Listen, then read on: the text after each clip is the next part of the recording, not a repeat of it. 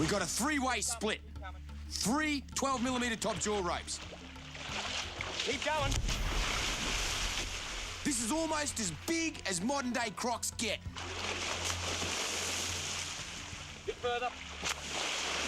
Straight. Watch his jaw. Death rolls, tail thrash. Go. Pull, pull, pull. Woo! He's going off. It's all about keeping weight on the ropes. I've had to chain to a tree to take the immense power of this croc. He's going again. Look at the size of him. This croc is massive, loaded with power. I cannot afford to risk my team by jumping on this croc. He is too big. We will never be able to attach a satellite transmitter and live